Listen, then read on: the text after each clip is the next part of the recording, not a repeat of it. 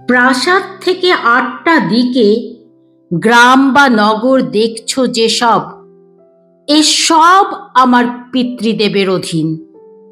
সেটা জানোই কেশব। বাবার পরে আমিই রাজা, আমার পরে আমার ছেলে। পরম্পরা চললে মেনে তবেই দেশের শান্তি মেলে।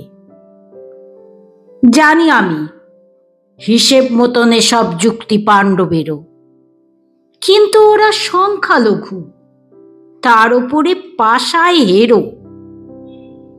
কৌরবেরা জন্ম থেকেই অধিবাসী এই প্রাসাদের, পাণ্ডবেরা এসেছে পরে। এক অধিকার হয় কি তাদের? সিংহাসনে আসীন হলে আমার হাতে আইন বাঁধা। মর্জি মাফিক বলতে পারি কোথায় যাবে রাজপিয়াদা। কৃষ্ণ, তুমি ছিন্নমূলী, বৃন্দাবন আর দ্বারকাতে স্বভাবতই সখ্যতাটা বেশি হবে ওদের সাথে।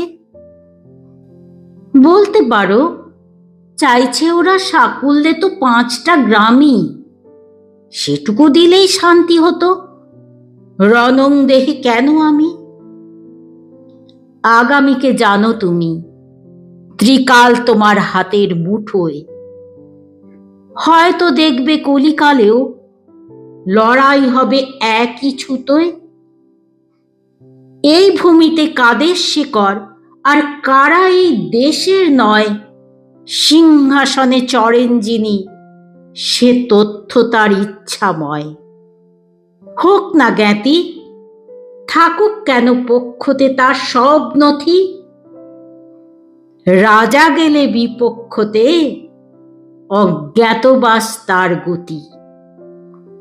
মানতে আমি চাই না ওরাও আমার মতো দেশের লোক। হয়তো এদেশ ধ্বস্ত হবে, তবুও কুরুক্ষেত্র হোক, তবুও কুরুক্ষেত্র হোক।